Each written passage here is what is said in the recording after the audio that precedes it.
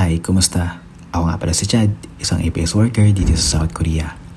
Isang taon na ako nagtatrabaho at hanggang ngayon ay manga-manga pa din ako sa mga nakikita ko, lalo na kapag nagpapalit ng season.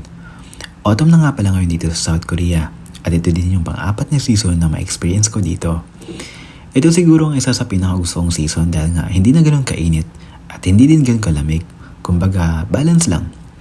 Nung nakaraan taon kasi nang dumating ako ng South Korea ay patapos ng autumn, kaya sobrang kapal na agad ng mga damit na sinusuot ko noon dahil nga sobrang lamig na.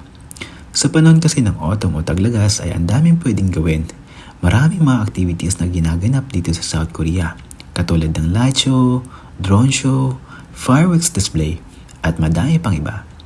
Isa din sa agaw atensyon kapag panahon ng autumn ay ang pagbabago ng mga kulay ng mga dahon, kung saan talaga namang sobrang Instagrammable. Unti-unti na kasing nalalanta dahil sa malamig na temperatura at kasabay ng pagpasok ng winter. Isa din talaga ito sa inaabangan ng lahat. Halos lahat ata ng OFW ay talagang may mga entry sa mga makulay na dahon. Sana all. Mas lalo pang gumaganda ang South Korea sa ganitong season dahil kahit saan ka pumunta ang daming tao dahil nga sa mga magandang spot na talagang hindi pinapalampas ng lahat. Maging mga foreigner ay hindi nagpapauli at isa tayo doon. Lagi ko kasing sinasabi sa sarili ko na hindi habang buhay ay nandito ako sa ibang bansa. Kaya bago matapos ang kontrata ko ay gusto kong ma-explore ang South Korea bilang reward ko na din sa sarili ko. Alam ko naman na ito yung pinakamagandang kwento na masasabi ko dahil yung experience ko dito ay sobrang panalo. Katulad ng 4 na seasons, paulit-ulit na nagpapalit pero iba-iba ng kwento. Katulad natin, mabagal man ang usad pero nagpapatuloy.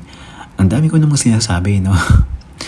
Sa panahon din ng autumn ay unti-unti nang nadadagdagan ang mga suot na damit dahil medyo malamig na. Hindi na kaya na magsuot ng maninipis dahil pagsapit ng gabi ay sobrang lamig na. Sa susunod na mga araw ay unti-unti nang bumababa ang temperatura at palamig na ng palamig. Halos hindi mo na gusto yung lumabas kapag winter dahil nga malamig na. Pero habang hindi pa winter ay sulitin na muna natin ang mamasyal sa kung saan dahil paniguradong sa spring na ulit tayo nito makakalabas. Marami nga pala mga turista ang pumapunta dito sa South Korea kapag autumn season dahil nga ang daming pwedeng pasyalan na hindi ka pagpapawisan. Nung nakaraan nga nang pumunta kami ng Nami Island ay ang dami na yung mga nakasabay ng mga turista mula sa iba't ibang mga bansa. Siyempre hindi rin nagpapahuli ang mga Pinoy dahil kahit saan ka lumugar ay may mga Pinoy ka talaga makakasabay. Kapag autumn season ay isa din sa hindi pwedeng palampasin ay ang mga Korean foods, lalo ni mga pagkain na may mainit na sabaw dahil nga malamig sa labas. So perfect yung mainit na pagkain para kahit paano mainitan yung katawan natin.